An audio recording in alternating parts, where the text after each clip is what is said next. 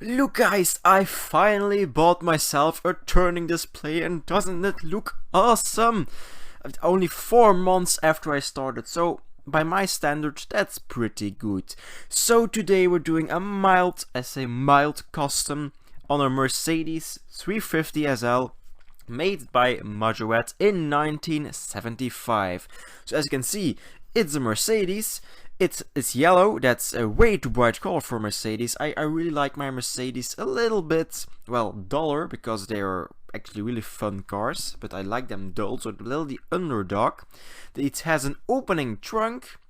It has actually plastic molded tail lights, which is a pretty nice detail. The interior is pretty clean and the glass is crack free. This is really rare with these convertibles. Because, well, little kips, yeah, sure, kips step on them and that's not good. So first order of business, drilling out that damn rivet. After drilling it out, I take my screwdriver, pry open the base and it just snaps apart. Also, as you can see, one of the wheels is damaged. I am going to keep the wheels, don't leave yet. I want to show you in this video that you can make a car look good without changing the wheel, without a real big budget. You don't need to, well, I just want to show you that you can make these cars look good with the stock wheels. So after taking everything out, the trunk is still stuck because, yeah, that's something I don't want to take out because then it's broken. And last but not least, the window that has a kind of yellowish tint that is really strange. So next step, taking off the paint. Using my usual amount of paint stripper, this usually takes around 30 minutes to 1 hour in a closed container. So when the paint stripper is applied, I closed my container and leave it to cure. After 1 hour, this mess is the result. So first let's take my toothbrush because of reasons, and try to get all the loose paint off. After that, I take an old rag, in this case my mom's pajama pants, and just wipe off the remaining paint and paint stripper. Now, as you can see, there is a lot of paint left.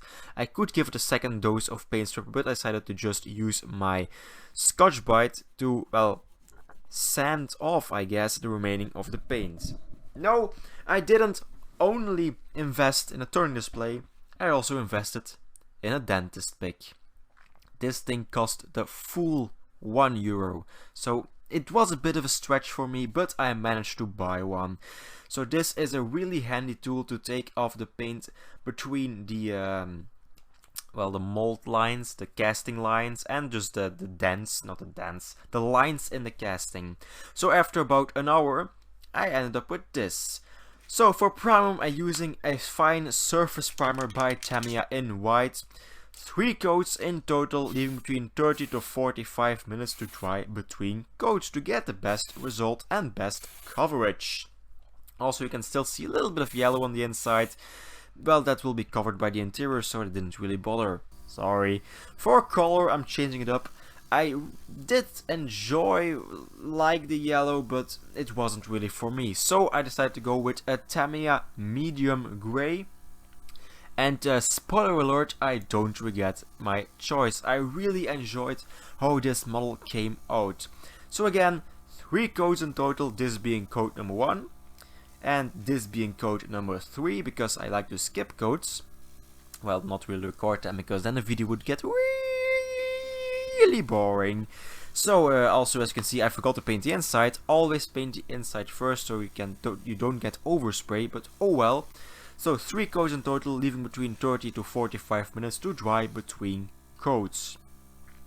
So when this lovely grey is on, the next step is to go to the fine details. Yes, well, the step I really enjoy doing. So this is after it dried. This time I don't use a way too big brush. Actually use a toothpick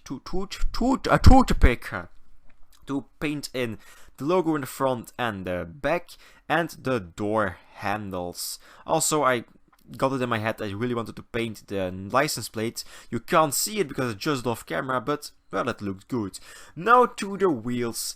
As I said, I really want to show you guys that you don't need to replace the wheels to get a nice result.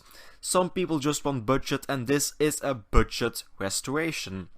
So again, with my toothpick, painting in the missing paint on the wheels. Also, I glued that one wheel back into place. I forgot to show that. Whoops. And it doesn't look half bad.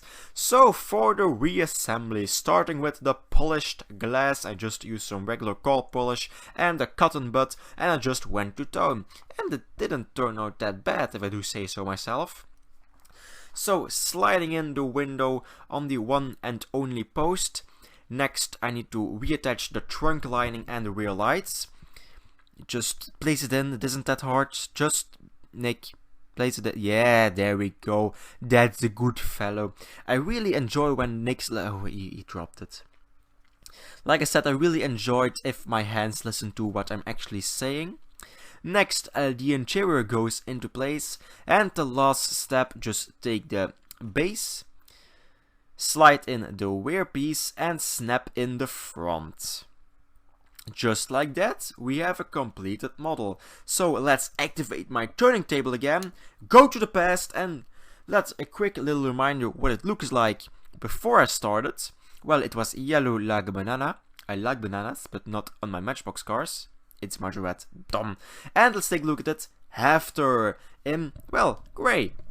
So I really enjoyed this quick little customization. I also really enjoyed my turning table. Just love looking at it. Oh, it's nice. And I actually, my opinion, the wheels really suit this model.